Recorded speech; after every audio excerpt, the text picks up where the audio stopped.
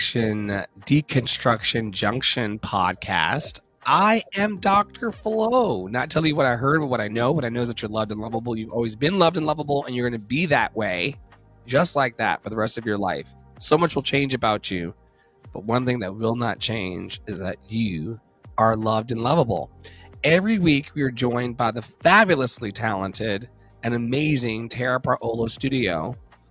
I'll let her introduce herself to you today and then tell you a bit about why we do this particular segment of the podcast in the first place. Yes. Hello, everyone. I'm Tara Parolo. I'm your resident white-facing biracial multi-passionate musician. I talk about the ish that nobody wants to talk about and push you to do the same. I'm excited to be here today. This is going to be a spicy one. It's been cooking for 24 hours, so it's a spicy one all week. And you hear that bing. That is Dr. Flo sharing to the WhatsApp groups this live stream. If you are out there with us right now, please feel free to share with your friends. I'm going to go to Threads on my next little break and post there, as well as probably post on my Facebook, because I think this is a good one for some of the people there to see. But also, if you want to co-host with us, if you are interested in coming and bringing your thoughts, whatever that is. Which includes Cory Booker. Cory Booker, if you want a book, we would love to ask you a couple questions, but keep going. That part. But if you're deconstructing something in your life, if you are decolonizing, if you are doing new and exciting things in your workplace, if you are, whatever that looks like, if you're just like really passionate about politics, I'm very passionate about politics, or you're passionate about social justice, then that was a question in the room this morning. I think, like, what are you passionate about? I'm passionate about politics. I'm passionate about sports, politics, and sports.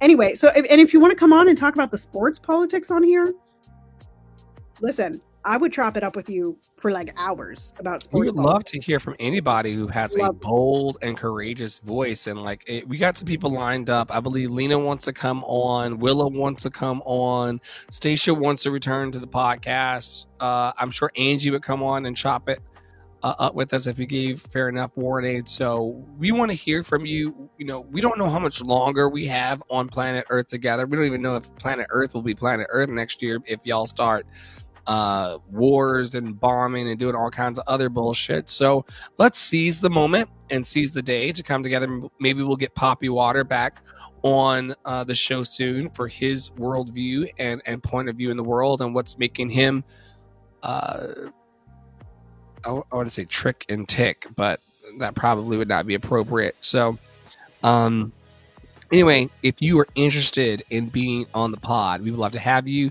We are broadcast on Substack, Apple Podcast, Google Podcast, and Spotify. We have a few hundred people that pay attention to us. By a few hundred, I mean a little over 500 people are paying attention to those platforms. And that is a small congregation of people who really want to invest in the moment and not just be led around by the propaganda and the nonsensical nature of the news cycle. We are people who want to analyze our lives and come out on top. And so if you got a subject that you'd like to see us chop it up about, or if you want to come on yourself, open door always. All right, first topic is Tara's. First piece of chicken to her. Why are we talking this week about Cory fucking Booker? I don't know if y'all noticed. I don't know, and if you didn't notice, I'm not sure you're on the internet. I don't know. I don't think main news places covered it until he actually hit the 24-hour mark. But the reason that we're talking about Cory Booker is not that he has announced his run for president, but instead he chose to do something on the Senate floor in accordance with what he was hearing from his constituents. And so he held the Senate floor for a record-breaking 25-hour and 5-minute speech. So that is the essence of it. He talked about many different things. Note that the record that he broke, and I'm so grateful, y'all. This has nothing to do with Cory Booker, but but a beverage that is his skin color. Coffee. Coffee is such a gift. I've had such a wonderful last 2 days of getting my thoughts out Yeah, because you do this occasionally. Now, y'all, like we all do this kind of to ourselves. We find something that works really well for us, and then we're like nah, other direction, and it really screws with us. Now, Dr. Flo was on coffee for the better part of a year, and then all of a sudden he was like, "Nah, girl, I'm not doing it anymore." And I was like, it scared me. I didn't want to become an anxious person. I didn't want to become the caffeinated shaker. "Yeah, well, You know, like, oh my god, I'm Dr. Flo. I didn't realize that I could have like a balance. Like today, I did like a half cup. Like I did like a what they call an americano, essentially. So it's mostly hot water, but I got the boost I need in order to actually. Anyway, y'all, I'm completing more thoughts than I have in the last couple of weeks, and Corey's part of that. It's important to note, going back to our latter point, or former point, that the record that he was trying to beat was that of a white supremacist. indeed, Senator Strom Thurmond wanted to filibuster and block the civil rights laws of the time.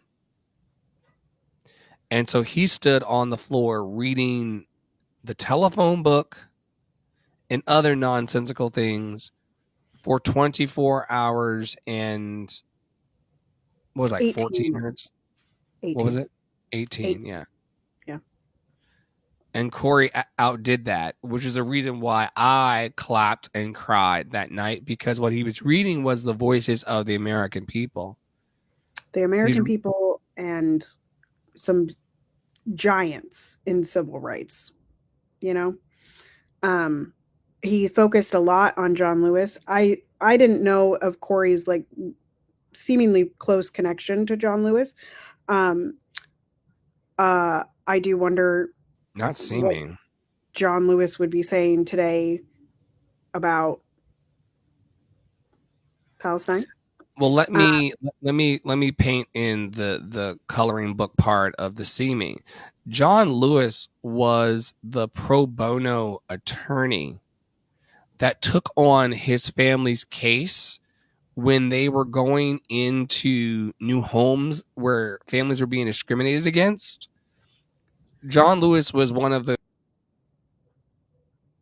people on the teams that sent in a white family to protect a black family to get his child home, yes, which yes. I I didn't think we know saw that. until I watched a greater part of that 25-hour spectacle. Yeah, yeah. I think I saw it in a reel that he posted the following day. Um, but so anyway, the internet has been ablaze. With anti-blackness, with Zionism, with a discussion around performativeness, et cetera, et cetera. We've got a couple takes on the next few slides. So if you want to make that big, and I will read to us. I have to, it's so small today. It says, because the time is always right to have integrity, Cory Booker's refusal to vote to stop arming Israel is complicity in genocide, and it isn't acceptable. I still found the speech inspiring for all kinds of reasons, but the moral catastrophe of our times will be Black folks with power wanting to stand against racism without standing up for Palestinians. They ain't the same struggle, but they are shared struggles, and we all deserve better. And I paired that with another thread that said Rafa is gone, Rafa is gone, Rafa is gone, and shows pictures of a demolished city. Next slide, please. Thank you. There is John Lewis and Cory Booker sitting on the steps together, and there's a quote there that says, "I promise you." He was talking about John Lewis as he passed the record. It says, "I promise you that I will do everything possible to make you proud." And here's another thread from someone. One more lesson from tonight. Don't assume nothing is happening just because you can't see it happening. The seed is not the harvest. A whole team has been gathering seeds for days. Tonight, they were planted. Over the next several days and weeks, they will sprout. And if we tend to them, yield. Change is a process. And we've allowed ourselves to get unused to anything that takes longer than 30 seconds. But clearly, we still know how to wait when it matters enough. And then there is one more slide that comes with a video, I believe. Performative, it's performative, it's performative, it's performative. You perform for 24 hours.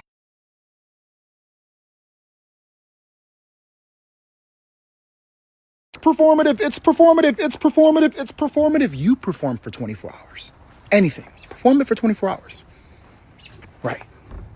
Because all I would have is, I am not throwing away my shot. Performative, it's performative, it's performative, it's performative. You perform for 24 hours. Anything. Perform it for 24 hours. Right. Because all I would have is, I am not throwing away my shot. Performative, it's performative, it's performative, it's performative. So we end on laughs here in a very. Why does he sound like Lin-Manuel Miranda for real? Listen, his whole page is literally just a Hamilton. It's highly amusing, and it pops up on my feed every once in a while, and I quite enjoy it. You know, we were talking with Papi Wada in a Discord room yesterday, and we talk about this every so often. About binary thinking. And in the days after Cory Booker's speech, there were a lot of people that were trying to invalidate his speech and the record that he took. And because of his vote for more funding to Israel. And my whole thing is two things can be true at once. Very bad people have made records, i.e. Strom Thurmond, who literally we just talked about, right? He had a 24-hour and 18-minute record filibustering civil rights. Like, just, that's a bad dude. And his record was upheld for 50 years until Cory Booker broke it. And is okay to acknowledge that. And is also okay, and this is what I said in the room yesterday, we knew Cory Booker was and is a Zionist prior to the speech. I talked about this on my droplets, but I don't expect the same things from everybody across the world, right? Like if I know that this person has received a bunch of money from AIPAC and beyond, I don't have an expectation that they're going to walk on the Senate floor and speak for 25 hours and suddenly say ceasefire now. I don't have that expectation of a person like that. Do I wish that the pressures would get to him and he would change his mind? Yes. Has he changed his mind? No. Did I expect it? No. And I think when you start just knowing that multiple things can be true and stopping invalidating records or important things simply because of one choice that you don't like, you start actually seeing people as whole. And the last thing I want to point out is that a lot of these people that are saying it's performative, a lot of these people that are, you know, oh, his speech didn't matter because of the vote 2 days later, and I see y'all reposting those threads, all y'all are white. And you need to check your anti-blackness. You need to check it. That's all. Your thoughts on Cory Booker and his speech and the vote and the things we saw. To your point, I assume that everyone in a certain caste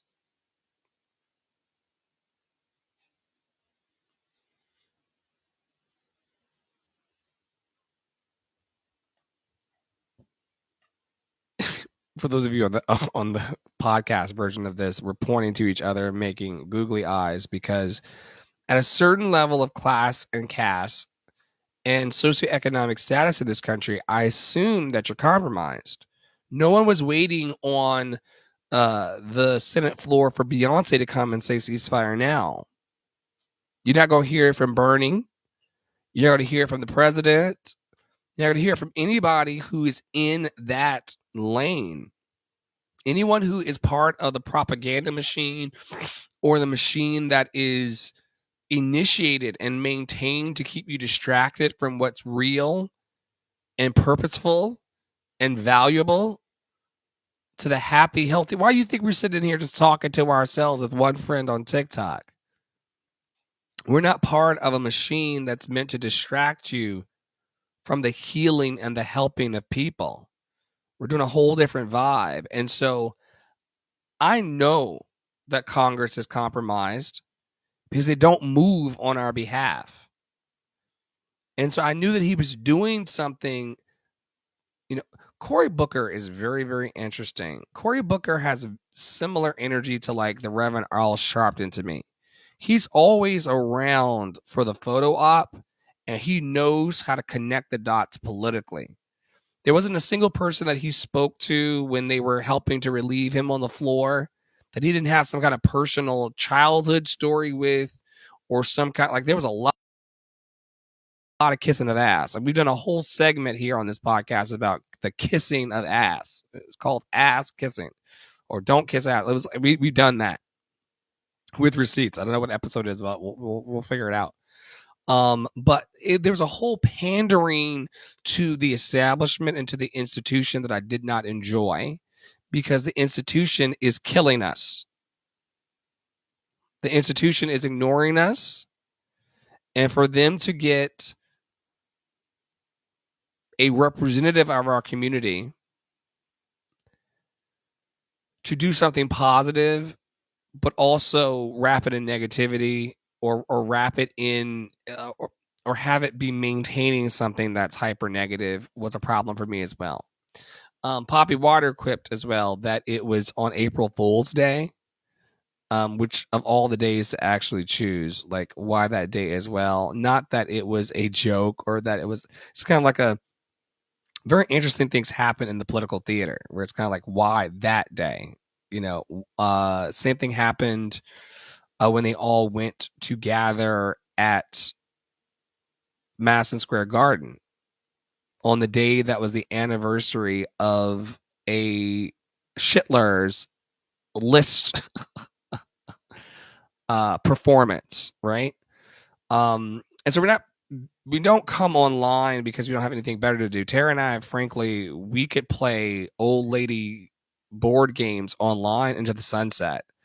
Once I can get a Minnesota home and a California home, it's going to have all of the Candyland, Scrabble, Boggle.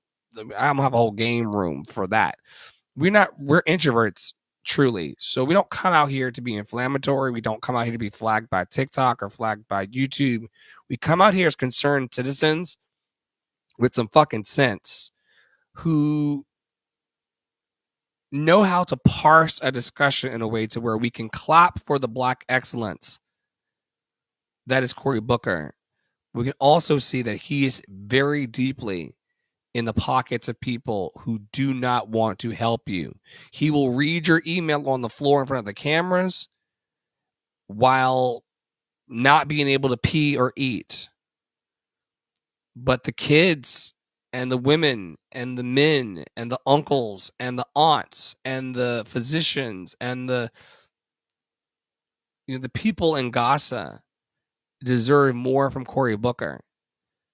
And when he started like extolling the virtues of Jewish ideology and Jewish institution, and even at one point was speaking in the Hebrew tongue, I said, oh, we're not saving everybody today.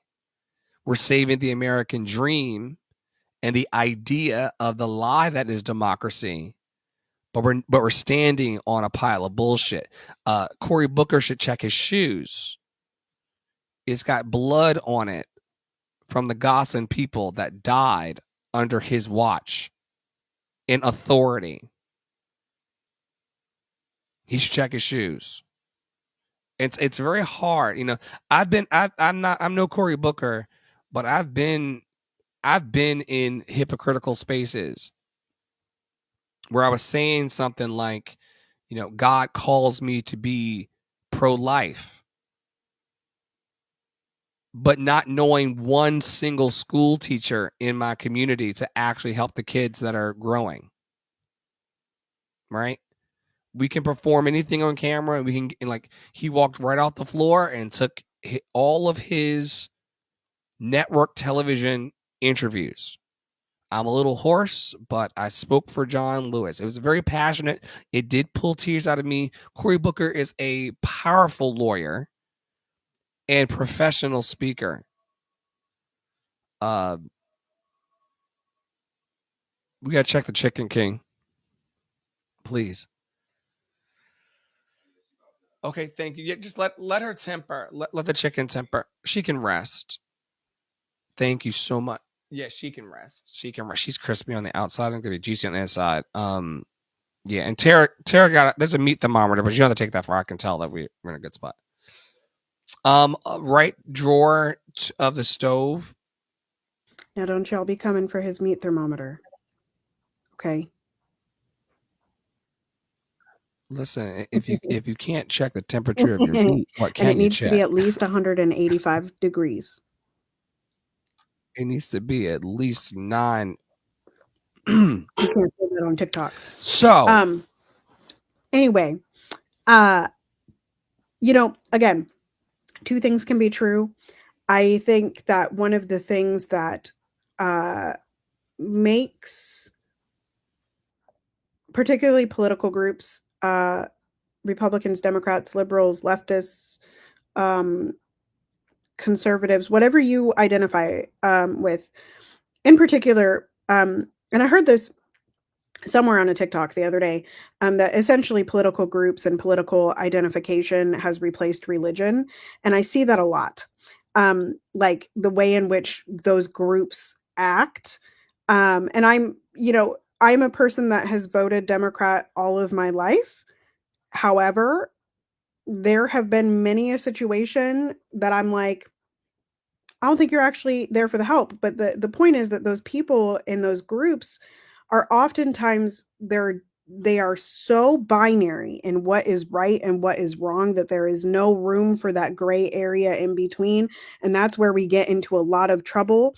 There's been a lot of discussion on the internet between Black leftists and white leftists about how racist and anti-Black white leftists are, because it's a circular ideology that leads you right on back to, you guessed it, Nazism and genocide. So like, and we're talking to you, right. Blue MAGA. We're talking to y'all, self-identified y'all, and also invisible y'all. Y'all gotta stop putting fuel into the fires of hatred and your moral superiority exclusion. and your litmus tests of people is just never going to work. Like Your DM judgment of me, I don't care if I've known you for 25 years or 25,000 years. If you're trying to silence me around reparations and a call for restorative justice, or try to put me in my place or guilt me out of raising my voice, you are not the, like, once again, I asked for a meeting with you and the other elders. These are people who are my parents' age, who are putting up violent depictions of Trump dolls being stabbed.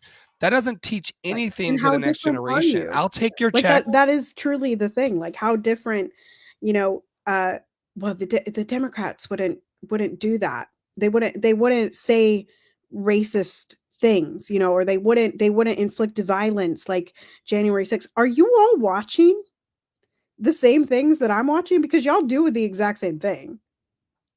It just, the Democrats have a little bit of a rainbow painted veneer to them. They got more Black people at the crowd. Not yesterday. April That's 5th, not in this deck, so let's talk about it. It's not in this deck, so let's talk about it. Oh, it's not in the deck. Oh yeah, let's talk about Hands Off Day. All I was going to just quip and say, because life is a cabaret and also a quip for me. I was so happy, y'all. In the same week that Cory Booker stood up for the institution and in favor of the institution, we saw Black people from all over the paper bag test and the diaspora sit down on Saturday yesterday and say, we'll do anything for love. Do anything for love. but I won't do But I that. won't do And that. there were no dogs called. There were no smoke, nothing that resembled January 6th happened at any protest that we've been reported of. I mean, if you're out there and you know something that I don't know, we are not above fact checking and information here. We fact check each other in the network and the leadership more than is even comfortable at times. We're not out here trying to like not heal ourselves and help each other heal. So we don't mind that. But what I saw, what I witnessed through the internet secondhand was white people singing "We Shall Overcome" as if they were standing in the midst of the civil rights movement of back in the day. You are in a civil rights movement, and it's going to take continuous action. The Alabama boycotts, the Montgomery bus boycotts that I'm pointing to, was something that was a strategic action that rolled out over many months. You got to remember that Rosa Parks was the light skin industry plant like what's the girl who's you think you're the shit, but you're really the fart? Ice Spice. Yeah, Rosa Parks. Y'all can send me the mail if you want to. Rosa Parks is the Ice Spice of this civil rights movement. There was a black woman who refused first, but she wasn't good enough for the NAACP's narrative. They needed someone that was closer to Tara's comfort, loved and lovable. I don't know what's happening on your audio. Is there something like rubbing the mic, or is there something like I'm going to like a? It I could don't be know. me. I don't Is know. it there now? You're probably fine. You're fine. You're fine. Okay. No, you're good. You're good, my love. I No, it's okay. Sorry. ADHD. No sorrow for love. But yeah, Rosa Parks was placed there. She was also then held up by black political institution as the person who desegregated the bus line. That is the punchline that we hear about. But these people had been ridiculed, had violence enacted upon them. They had been in the trenches. John Lewis is such an interesting category of hero to me because I heard the stories. I would never want to rock anybody's idea of this great American hero. There certainly have been worse heroes that are extolled. My issue with the John Lewis thing is very simple. He got beat for the freedom he should have had in the first place. And I think that's what black people are waking up to. We're not going to put our bodies, because there's been a lot of conversation about the black body. There's even further deconstructed conversation about like, why do black people talk about the black body as if they're not whole?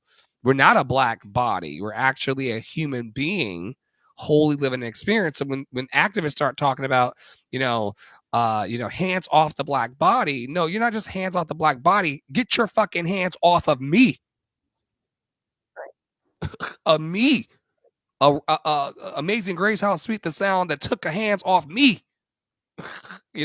That's what we're talking to. And so we've gone all over the river and through the woods on this particular slide. But I do want to say that watch the puppets and watch the puppet masters. There's a certain Zionist collaborator that is always watching over the shoulder of our current sitting president. He's a part of 3 people that are in heavy advisement of the president. It ain't Elon. These are people who want to make sure, yes, I go to conspiracy theory rooms. Yes, I did go to fact check. They're called like here I go with the You at least got to get the they're title like, right if you're going to go with conspiracy. yeah, just so y'all can go down the there's a name for them, but they're the top 3.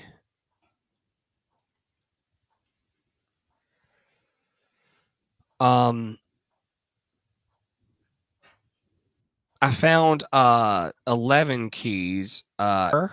Okay, Susie Wiles, Laura Trump, Dana White, the guy of UFC, Linda McMahon of WWE, who's now running, I believe, the Department of Education. The Department of Education was under his first term was run by a lady named Betsy DeVos, who poured millions of dollars into my university, Lee University. There's a DeVos School of Education. So if I had gone through and become a music teacher, I would be funded under that treachery and evil. So I'm not disconnected from this. It's all one big web of white nationalism, posing itself as something good for us, but it's actually sucking the air out of the room. That's where I'll land on this slide as well, Tara, by saying that you made a very, very powerful point that I do not want us to pass up on in this episode as my coffee cooks my brain. It is that people have replaced going to church for being a mean-spirited Republican. It is an identity war. Red hats versus blue hats. And instead of going to church every Sunday morning, people are just logging into Fox News or who's the white man with the bald head who's now waking up to the fact that they are detainees, Mr. that Clean? they're Mr. Clean? No, Mr. Clean is what he looks like. He's a very prominent Joe Rogan. Oh. Joe Rogan was having this epiphany on his podcast about the fact that Mexican hairdressers who have crown tattoos on their hands should not be just looped into all of the evildoers they say are part here, who are part of the immigrant purge of the trying. They just swept up this random hairdresser and he ended up in El Salvador with the rest of them. And they had to fight to get him out of that prison system because his hand tattoo matched that of, he loves crowns. There's certain cartel groups and organized crime groups that have those same types of deal. You're brown, you've got the crown tattoo, you're a bad person, you're going to their version of Guantanamo. This is just history repeating, man. Like, I mean, this is what happened to the Asian people? Version of concentration camps. Oh, yes. And forced labor in 2025. Yes, Tara. Right. Well, and if we're going to be real about it, it never left, and it started before the concentration camps because it started with the genocide of the indigenous people of the Americas. It all started there, and if we're going to be really real about it, the reservations that were signed off on in treaties are just concentration camps without support. Still, indigenous women are highly percentages. There's a high percentage of indigenous women that just disappear off the reservations.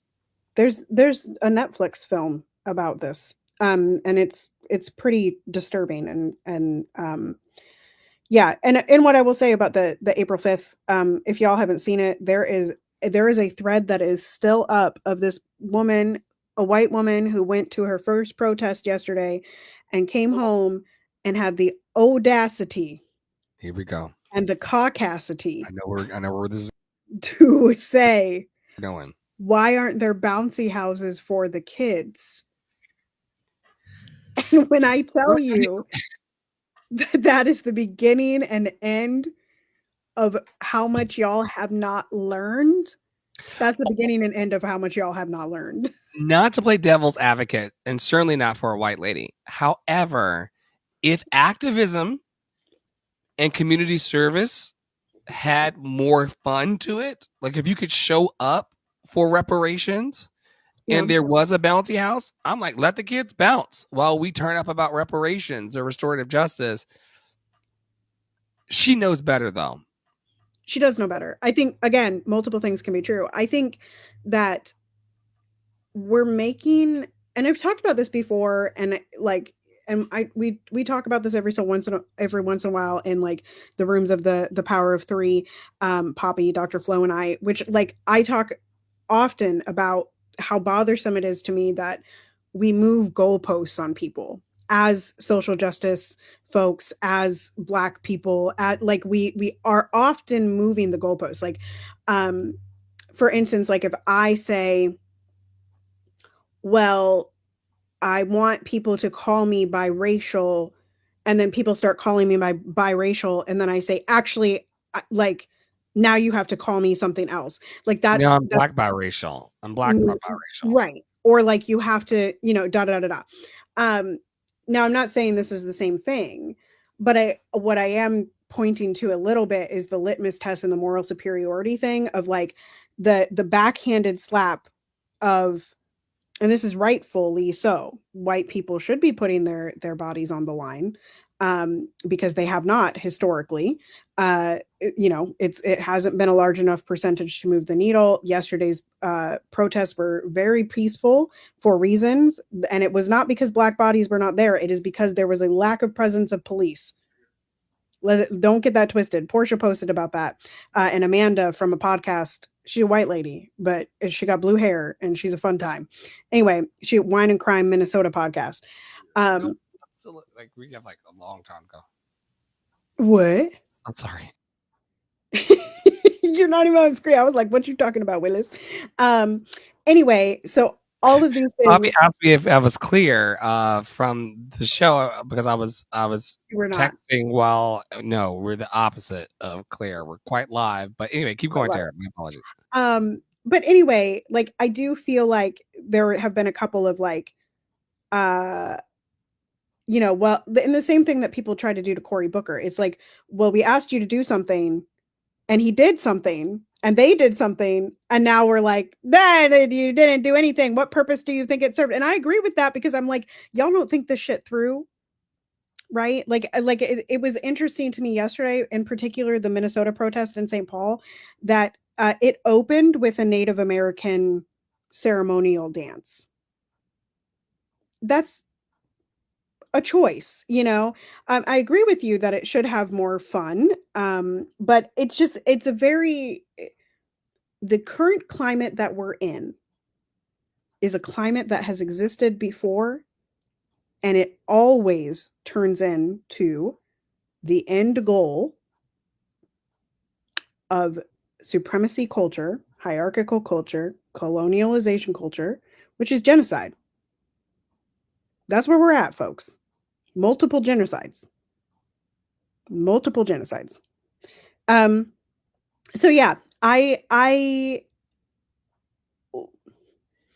just, the bouncy house got me. Like there should have been a bouncy house. And yes, there should be community. And this is where I wish the focus would go, is that there isn't community focused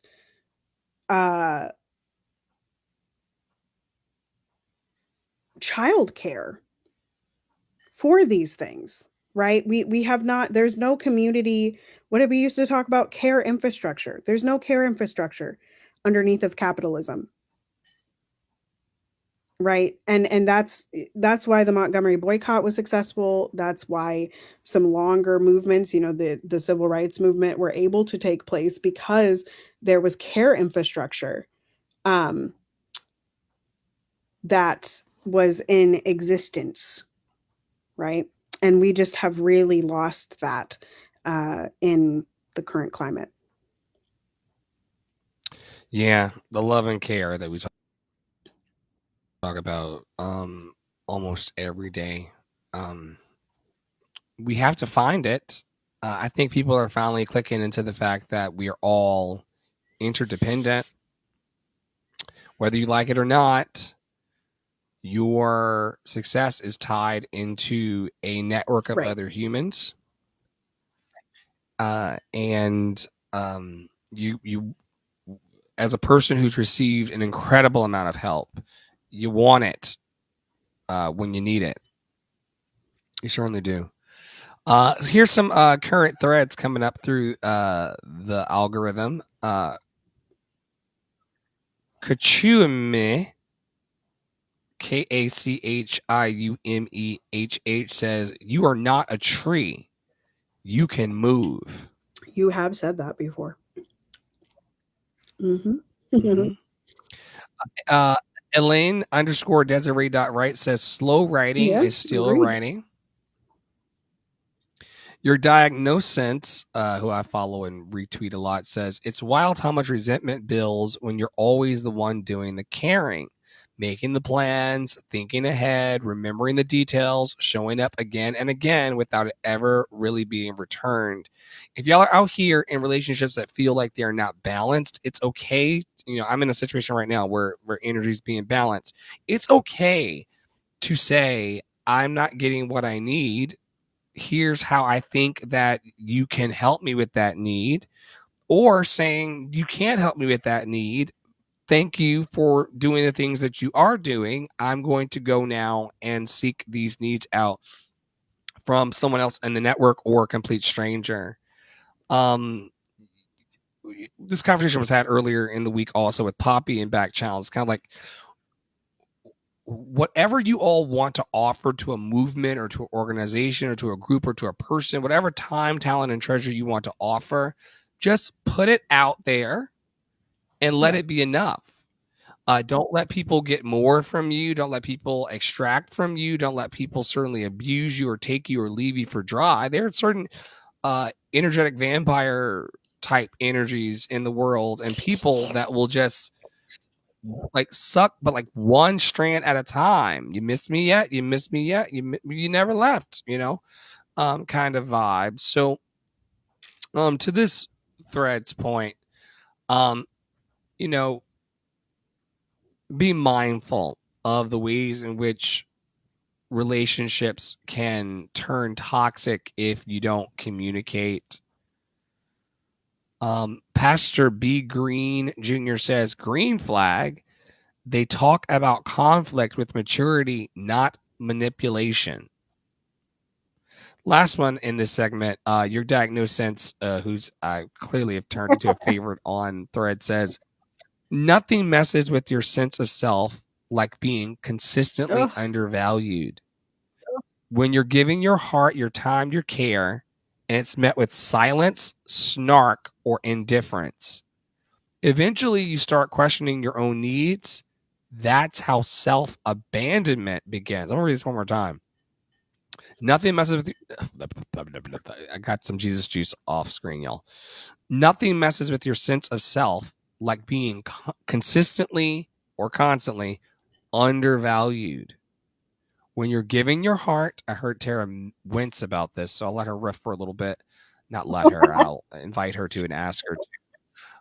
This is not Handmaid's Tale over here. When you're under his eye, may the Lord open, blessed be the fruit. When you're giving your heart, your time, your care, and it's met with silence, snark, or indifference, eventually you start questioning your own needs.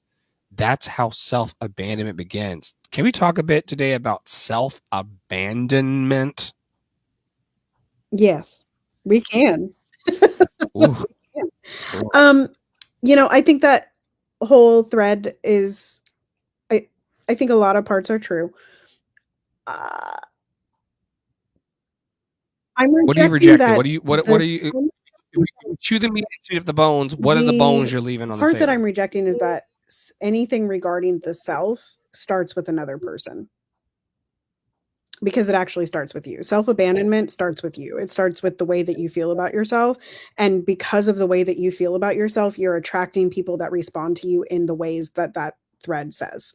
Right. And so like, it's really easy. And this is one of the things, like in the 4 years that I've been in relationship with Dr. Flo, and certainly in the last 10 years, as I've really gone on like the personal development journey, the social justice advocate activism journey of which really is personal healing, right? Like it really is about individual healing.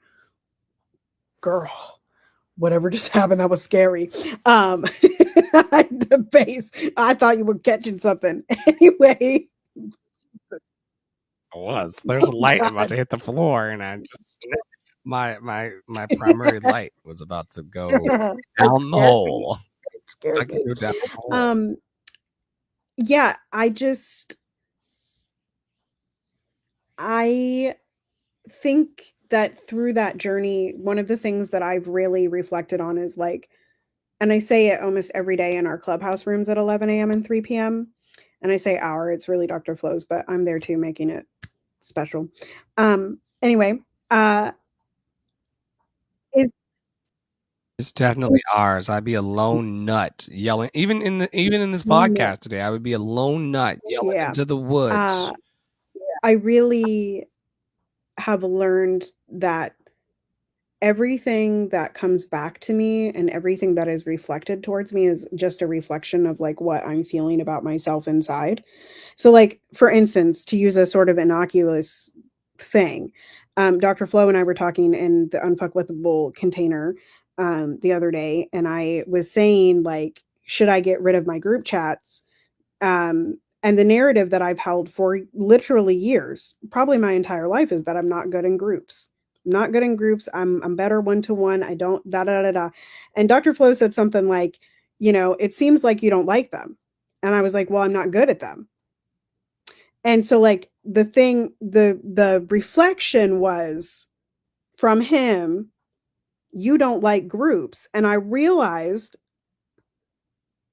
it's not actually that I don't like groups. It's that I believe that I'm not good at them. And that reflection, that inner reflection, is showing others that I don't like groups, which is not something that I want to portray because actually I'm fine in groups. I sit with y'all in Great at WhatsApp group. all day, every day. I sit with you all in fucking Clubhouse all day, every day. Like, I sit on TikTok with y'all in the comments all day, every day. All day. So I'm like, why? Like, I was like, this doesn't make any sense because you do groups so well, yet there seemed to be a resistance to groups, but you put your nail and so like I think on. so that's what I reject about that thread. But do I also agree that that we can all support each other better?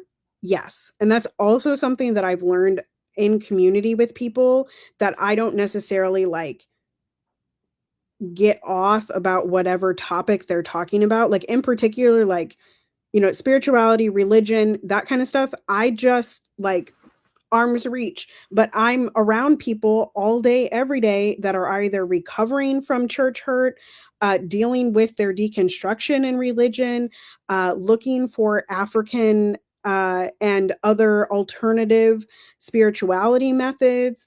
Are they're reaching in the same way that people are reaching for identity politics, is a replacement for traditional religion. And that is something that like I'm like, I want no part in that. I told Dr. Flo the other day, like I don't even look for it. I literally don't think about it. But at the same time, I don't have to meet those people that are pursuing it and telling me about it with snark.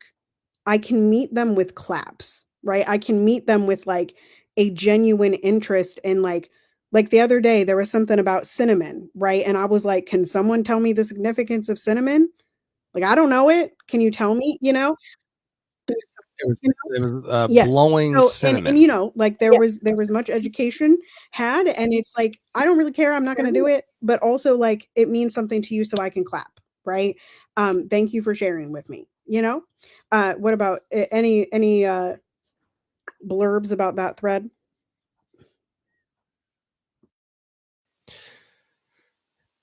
What I love about you is that the whole time that I've known you, you've never made someone else responsible for what's going on with you. I respect that with my whole ass chest. You may not like it. It may not be to your preference. It may not even go the way you want it to go. But you don't blame others for what the fuck is going on with you. And it's forced me to actually look in the man in the mirror situation in my life and go like, yo, wait now. These are easy targets because they're close to you. but that's not the love and truth of the story. And you always, even, and like we talk about all the time, be mindful of the social media that you're taking in, because it could be tilted a little bit against you. We went from agreeing with this post to being like, wait, no. That goes against our core philosophy here, that I'm the master of my fate. I'm the captain of my soul. I'm fully 100%, 125%, 500% responsible for what is reflected back to me from the outpouring of my life, positive, neutral, negative. And you've never allowed excuses to run rampant when it came time for us to take on the responsibility of owning our shit. And it didn't, it doesn't always feel good when I turn it back on you. You've been very transparent about the fact that sometimes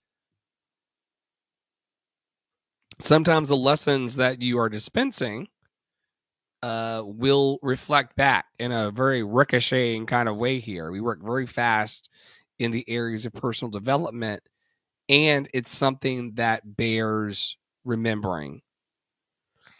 Eleanor Roosevelt said, all of the water in the entire world, all of the water in all the oceans of the world cannot drown you unless you let it in. And we have ways here in the network that we talk about every day of gatekeeping your heart, gatekeeping your mind. If you believe in the soul and the spirit, there are ways in which you can keep the drowning waters out. It's salt water anyway. It's not going to nourish you. Where can we find responsibility for finding water to drink and water to serve? It's a big deal, Tara. A big deal. So that's my thoughts about those. Let's keep pushing through the slide deck. This is a Squint for your life. It's a repeating slide, thankfully. And I almost cut, it's story time about this. I almost cut off the bottom because I really want everyone to hear this. And I sort of checked Poppy Wada yesterday in our Power of Three conversation on and I check Dr. Flo on this every once in a while. Again, we are talking about white people, and I use that language as well, but also the tenets of whiteness can show up in any kind of body. And so I almost cut off the bottom of this, but because I think the first repeating part applies to everyone. But I'll read all of it. We believe here that no people group or any identity is a monolith. Monolith. A monolith. I was going to check you, but you checked yourself. Well, I was having actually a monolith. A monolith was getting in the way. People are not a monolith, meaning that just because one black person did something to you that was unfavorable or against your preference, intentional language, or a white person or a purple person, or you cannot ascribe negative or positive attributes of any kind of human to the whole group. That's how you are maintaining and displaying your ignorance. So I'm with Sarah. I'm glad she didn't redact it so we can have the teachable moment. But every time you start to point your fingers at a white person that's problematic, I can name at least 5 black people or others in that same hypnotic rhythm. Right. In fact, I don't trust that black people are inherently on my side. And if you were white, I wouldn't do it either, given the historical context of it all. Yeah, but I'll say a little bit more on that. But let me read this because the word inherently is here. Anger isn't inherently negative. Confrontation isn't inherently negative. Discomfort isn't inherently negative. Anger isn't inherently negative. Confrontation isn't inherently negative. Discomfort isn't inherently negative. One more time. Anger isn't inherently negative. Confrontation isn't inherently negative. Discomfort isn't inherently negative.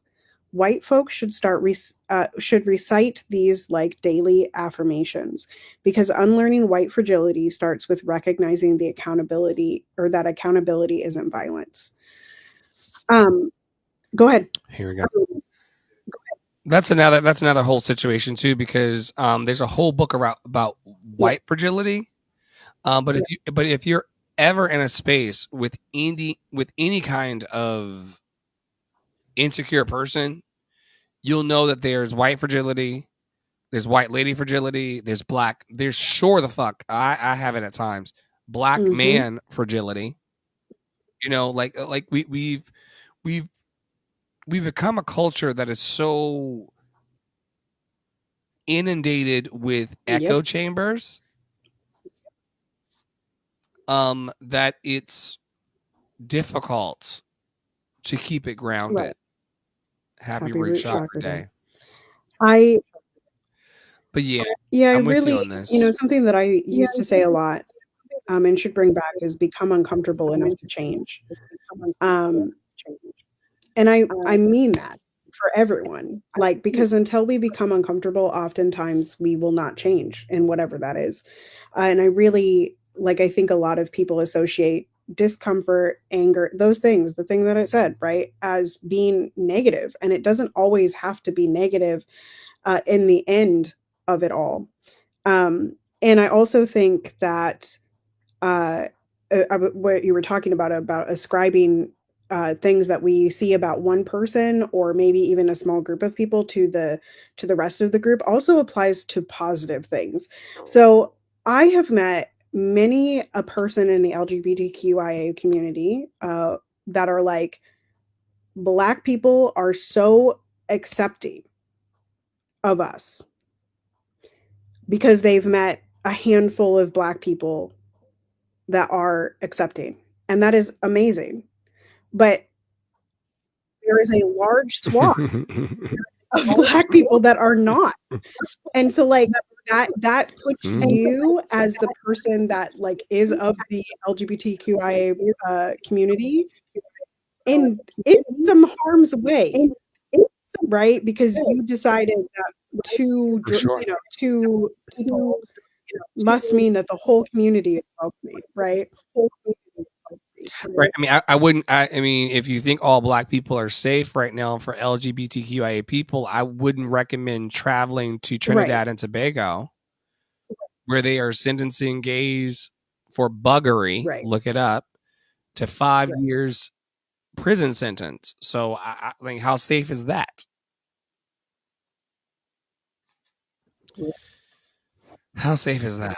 All right, let's talk. Speaking of safety, there is a gentleman who's been in prison longer than I've been alive, who came through the North Carolina judicial system before fair sentencing laws, meaning that we know that he was within like the window of a few weeks, I think is how the story goes, of being offered fair sentencing for his alleged crime back in the 70s.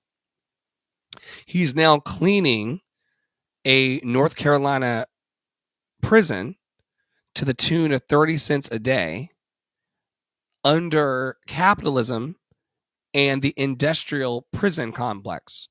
And we just raise his voice as often as we can. I've been very clear about the fact that I don't think that the organization that supports him support all Black men. I think that they try to make him exceptional and a few other people in town exceptional. I do not stand for that. However, I do stand for him. I hate that he was railroaded by our American justice system and that the world does not know about who he is because of the anti-Blackness, both in the organization that supports him, but also at large in the world. When Tara's telling you to be anti-racist in your life, she's talking about sending an email for this stranger that you don't know who's been in jail making 30 cents a day. We have a hard time, loved and lovable, convincing the community that it's important to raise voice in these free ways. I've not sent as many emails as I used to, but I'm still sending enough, and I'm CCing Tara and Wanda because I cannot let this gentleman be forgotten. Once again, what they do to one of us, they will attempt to do to all of us. And those of you sitting back watching other Black and brown bodies be led into a white nationalist guillotine, you are complicit in the harm being caused to someone like Charles McNair and to people like Tara and I. And I don't mince words about this. He is in a institutional form of the public modern day lynching tree. He's been an example in this community of how to hush up and to not speak up for 40 some years. And we speak his name. We see the injustice. Just because you ignore the injustice and just because you choose to run your 501c3 in very interesting ways doesn't mean that he's not worthy. I almost gave up on him because of the people surrounding him until I realized that he is a brother like me. I almost threw my hands up. Tara has been part of the bridge building experience. We tried to coach this team on how to amplify their message. We tried to pour in locally. They don't seem to want that. But Charles is still worthy, even on the days when the people around him are anti-Black. Charles is still worthy, even when the people around him want to clout chase and make political moves instead of raising his name. He's still worthy inside and outside of our situation. So I just wanted to bring him up. Anything about Charles this week, Tara? Much like yesterday, and I understand that many of you are scared of, fear is false evidence appearing real, right? But you're scared of doing something for reasons about ricocheting. But I assure you, you can create an anonymous email account and send an email on Charles's behalf. Like, that's an easy thing to do. Call, you don't have to leave your name. And so this is a, again, it's a very easy way to do something that is focus. And I think I said this when we first started talking about Charles McNair, but the reason that we focus on specific cases, right? Specific instances of harm and mistreatment is because, as Dr. Flo said, what happens to one can happen to the whole, right? The reason that we get so upset about one college student being removed from a college campus is because it could happen to the entire campus, right? And so we care about that. So this is a really easy way to get your feet wet in activism, in social justice, and in a way that is all positive. There's no question on this. Even if he's guilty, which he's not, but even if he was guilty, fair sentencing says he would have served a maximum of 12 years. He has served 44, and that is 30 years too many.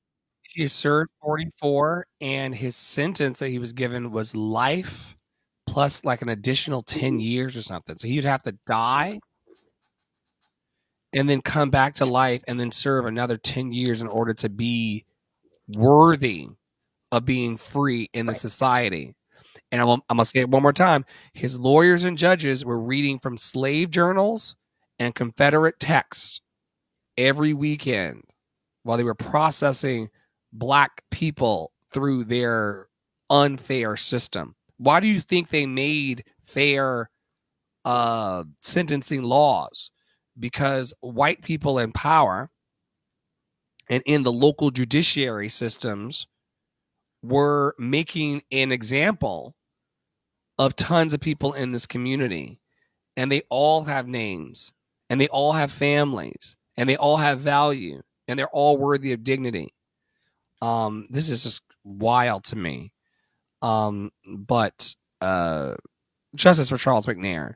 All right, Sarah, we got to wind this up because I got errands to run. It's a really simple one, y'all. I just go educate yourself on tariffs. Trump enacted or signed the paperwork or whatever he did to put tariffs on penguins, in fact, but also much of the literally on Antarctica. Like, he put tariffs on countries that have more penguins than people.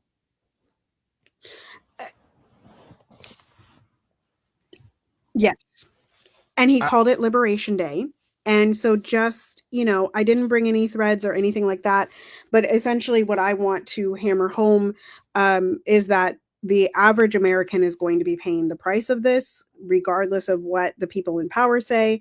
You will be paying the price because your goods from other countries that provide a massive amount of American capitalist consumption are tariffed, including China.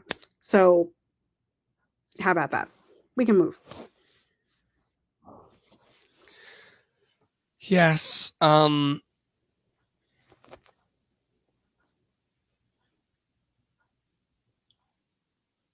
They say that this is the golden age of America being ushered When in. the stock market fell like some tremendous number of points. When people talk to me about the stock market, it's kind of like talking to me about Mickey Mouse or the Tooth Fairy. It's kind of like it's a whole big multi-billion-dollar system that's got a bunch of tech bros and white guys at the top, and they're talking about man-made chaos. Like every time I see like the number plunge or whatever, I'm like, who made that graphic and who decided that today was the day that it would all like think it's like, and people will jump off a trigger warning to the room, especially if you're on platforms that don't support free speech. People will jump off of something tall today and unalive themselves in the name of zeros and ones in the stock market. I'm like, that is a computer program. And I always see the stock market as legitimized Vegas. Right. I don't know why we base the economy welfare off of the stock market. Because I don't have any stocks, girl. I don't. So why am I in it? Why am I in it? Like Nini said, why am I in it? So just be careful, y'all. Tariffs will affect you. They are already affecting us in the locations where we shop. This Liberation Day narrative will affect us. Just be a preservationist of your peace. Please. If you got to put on your ranger outfit like they do in conservationist clubs and groups, and save yourself. Black people did it yesterday. Black people were conservators and preservers of their peace yesterday. Keep that energy. My personal life kind of went berserk yesterday. However, I wasn't out in the streets fighting white people's issues on top of it. So I did half of the labor yesterday, and I'm grateful. All right, we're gonna skip my threads rant and push forward. Yeah. This I just wanted to lift. We don't even have to talk about it because we already kind of did. ICE isn't detaining people; they're kidnapping people. Understand the difference. I think we talked about this last time. This might have been a leftover slide. I'm not sure. But needless to say, ICE is doing bad things. ICE should not even be in existence. They're kidnapping people. U.S. citizens. We don't need Gestapo. We don't need Gestapo. People don't, unless you know that someone has nefarious intent. I'm gonna point back again to the video that we see circulated online of the NYPD female officer having the fruit lady hemmed up, with a bunch of other humans standing around watching her. Like, this is a problem that law enforcement officers are being consolidated and networked in a way to create a surveillance system that targets law-abiding people. If they were actually going after nefarious people, that would be one situation. But they are trying to create a propaganda of false evidence appearing real to make us all afraid of making money, except in the ways that they want us to. And they really want to put us all into like a little, like you do with the cattle. They want to herd us into specific ideologies and belief systems. We reject that. All I can say is no one has ever been detained by ICE in my presence to date. and I don't see that ever happening. These things happen. Like once again, Poppy Water talks about this all the time. I've been trained by Black Lives Matter New York. For the upstanding principles, you have to really train yourself and condition yourself to be a person that actually says, take your hand off of her because she's wearing a burqa. We had an issue in New York City when I was living there full time where people were going around and tormenting Muslim appearing people. It never happened on a train that I was in, and I was around Muslim people all the time because there's a certain vibe that a group of people can carry that if you're going to do something horrible to someone, you won't do it here. And Tara always talks about like how much of a witch she's not. But Tara's very tapped into her intuition. And I guarantee you, not harming herself or bringing harm to her family, if someone needed a, hey, knock that shit off, it would come from her in the Target and the Starbucks. I'm that type of person too. Like these stories of women being sexually assaulted in plain daylight. RAPE is the word that I can't use in some spaces. The fact that this is happening while whole courtyards look on and things is a problem. And we have to instill confidence in people. We have to make them believe that if you, and I always establish this, when I was living in New York full time, I will walk onto a train and know who my safe people are.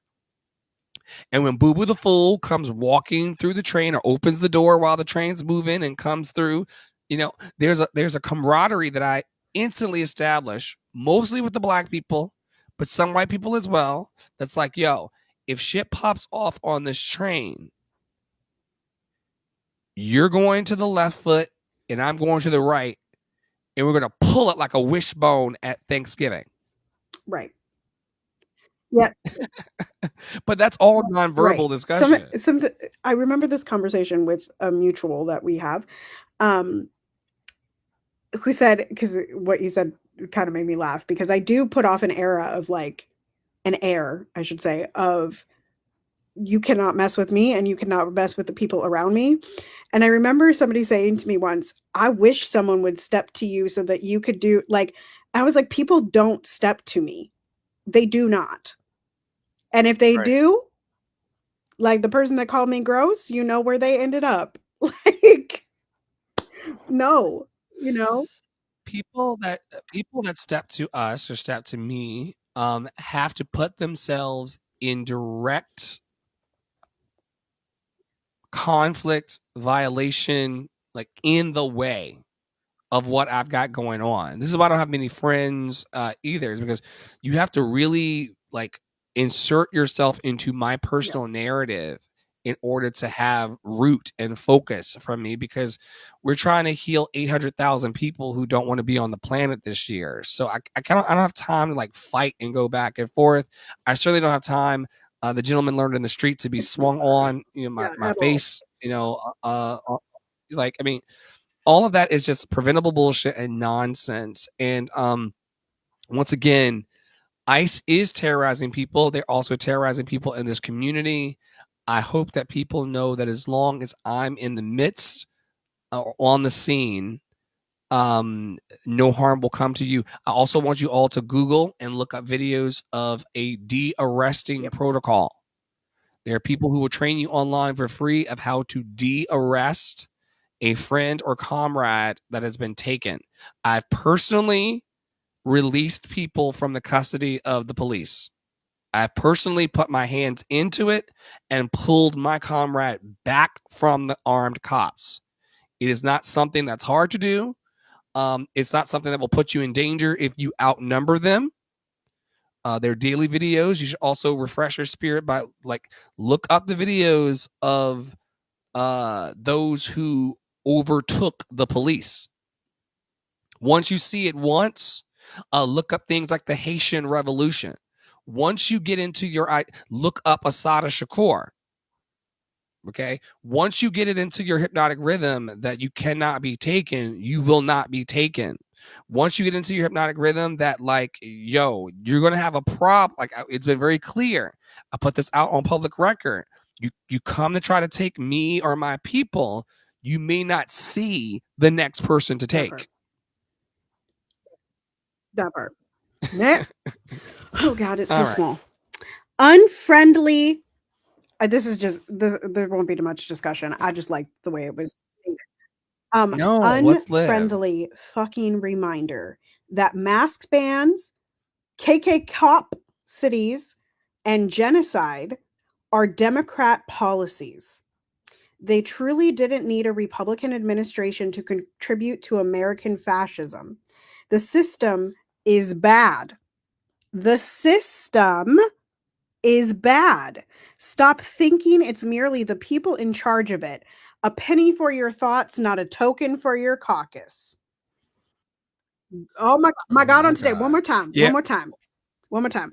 Unfriendly fucking reminder that mask bans, KK Cop City, and genocide are Democrat policies. They truly didn't need a Republican administration to contribute to American fascism.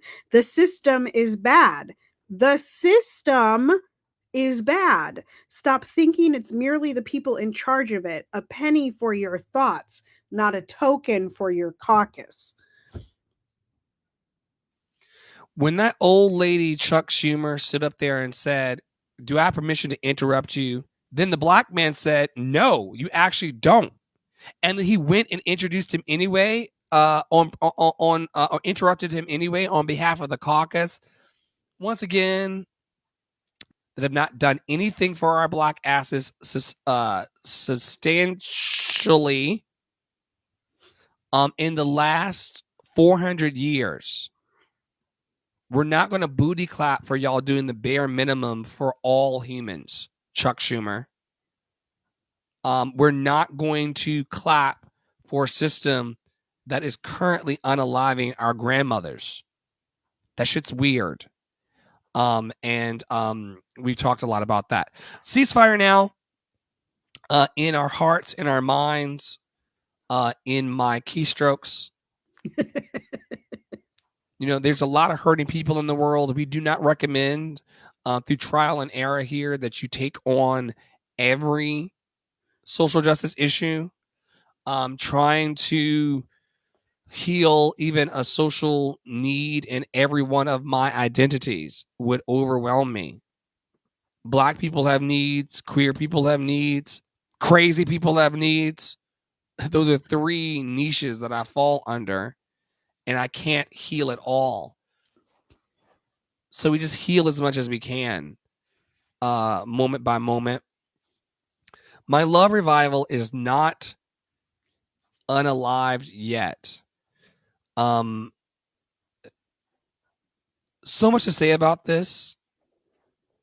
What I will say is that if you are honest, open, willing, and available, and willing to bring just a little bit of your time, talent, and treasure. We have people here who pay out of their paychecks. We have people here who volunteer out of their time. We have people here who, there's just so many ways in which to use your time, talent, and treasure for good, but we will accept that with great joy to let 800,000 people know through storytelling and amazing art that they are loved and lovable.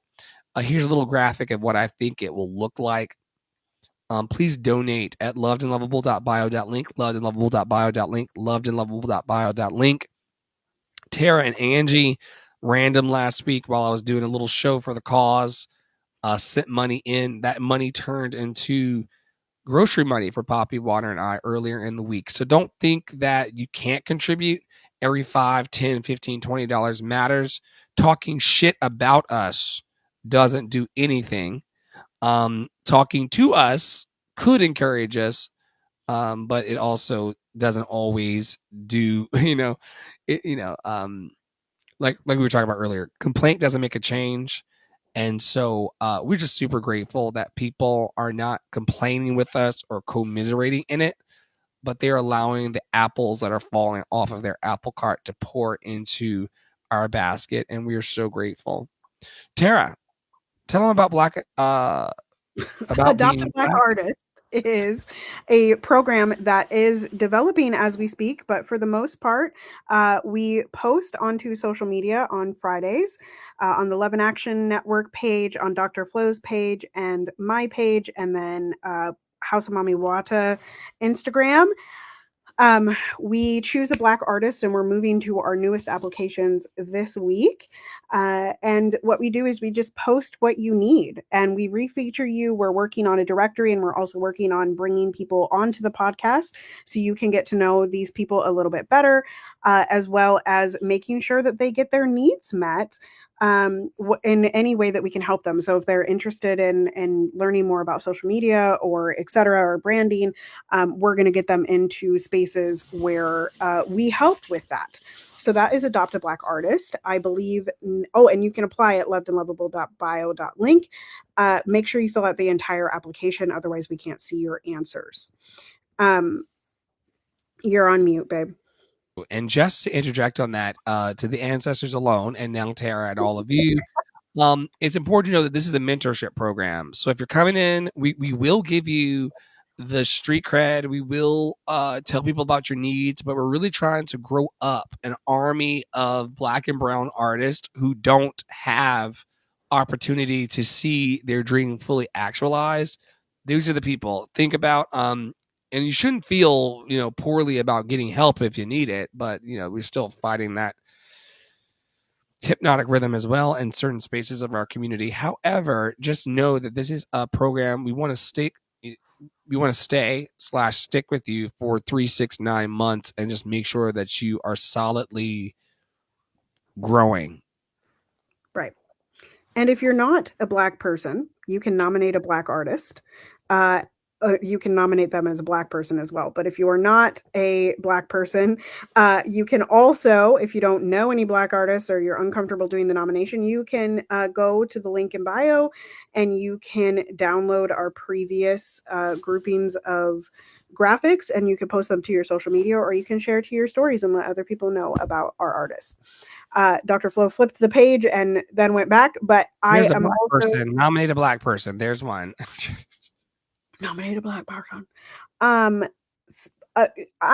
expanding this. I haven't made the graphic yet, but my goal is to raise $200 a month to start a pool of funds that I can pull out of, and other artists can pull out of, other teachers, that just essentially sits there and gains traction and gains money. That's $200 a month in my studio would pay for 2 students to have half-hour lessons for each month. And so if you're interested in joining that, you can go to my link in bio, tarapriolo.com/links. I don't remember what's next on the thing. Dr. Flo has to flip the page. Now hiring. I talk in the Clubhouse room every day. But if you are interested in being a part of the Love Experience, Dr. Flo talked a little bit about that earlier. In any way, whether that's backstage, front stage, as a performing artist, you can go to lovedandlovable.bio.link and you can apply or audition or both. And then we have... If you would like me to teach you to use your voice, or capital V voice, in any space, we've got myself and a group of Healy practitioners that are really awesome and confident and courage. We would love to teach you how to use your voice and to speak up for the things that are important to you. We're growing in our voice every day and maximizing and increasing our incomes. And we would love to just be in a band, if you will, of bold believers in the fact that dreams do come true by the power of our imagination, our belief, and our action every day.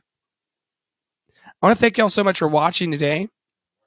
We hold space for love and joy and peace in our own special way. We also hold space for deconstructing these big ideas that we have that are just made up of small little thoughts and beliefs that metastasize into a life. So any closing thoughts for you, Tara, before taking us out of here?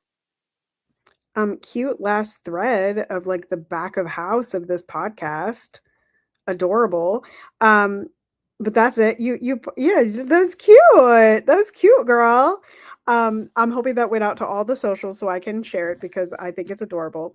But yeah, I don't really have any closing thoughts. Y'all realize that a lot of the things that we talk about end up in the same pockets of big ideas, and that is because we are all connected to one another, and most things relate to the same things, the same cycle of things. And so we're very interested in getting down to the root of the problem instead of addressing the symptoms all the time. And with that, from all of us here at Love and Action Network, Poppy Wada 33, Awesome Angie Enterprises, and Novelties, Her Story True, Cece, Dr. Flo, Jimmy Jams, Loretta, and the whole fun bunch across the interwebs. Continue to be anti-racist. That's for everybody. Be safe, wear a mask, make good trouble, do good work. I love y'all hardcore. You are loved and lovable, and nobody can change that. Joy is the revolution. Step into it and belong to it, and we will see you next time.